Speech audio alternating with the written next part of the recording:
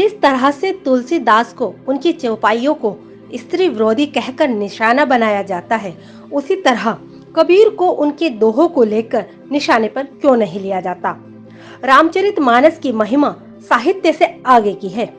हम भले ही इसे साहित्य कहते रहें, लेकिन जनमानस में यह धार्मिक ग्रंथ का रूप ले चुका है। राम किसी नायक की तरह पूरे जनमानस में है। ऐसे में तुलसी और रामचरितमानस की चर्चा ज्यादा लाजमी है। तुलसीदास के राम हाड़ मास के बने हैं। वह बहुत ही सौम्य है। सीता की खोज में वह पशु पक्षियों के सामने रोते हैं, सीता के बारे में पूछते हैं। लेकिन आज की चुनावी राजनीति में प्रभु राम को एक विचारधारा ने अपनी तरह से पेश किया है। तुलसीदास इसलिए आसान टारगेट है क्योंकि उनके इष्ट राम के प्रभु नाम पर समाज क्यों बांटा गया है। तुलसीदास के अनुयायियों ने ही तुलसीदास को निशाने पर आने दिया। रामचरितमानस धर्म ग्रंथ नहीं है। जो ऐसा कहते हैं कि उन्हें भारतीय परंपरा और समाज की समझ नहीं है। तुलसी के राम केवल सौम्य नहीं है, बल्कि योद्धा भी हैं। विमर्श संस्कृति का हिस्सा है, लेकिन ढेला फेंककर भागना विमर्श नहीं है।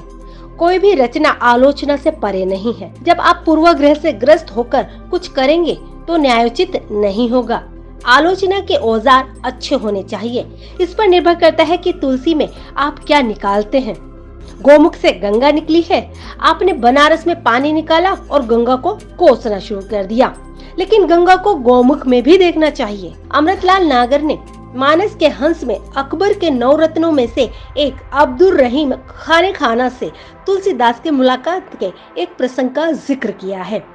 तुलसीदास जीवन के आखिरी वक्त में बिस्तर पर हैं। अब्दुल रहीम खाना ने तुलसीदास का हालचाल लेने के लिए हाकिम को भेजा है। हाकिम ने तुलसीदास को झुककर सलाम किया और कहा, हुजूर अली खाना साहब ने मुझे आपकी मिजाज पुरसी के लिए भेजा है।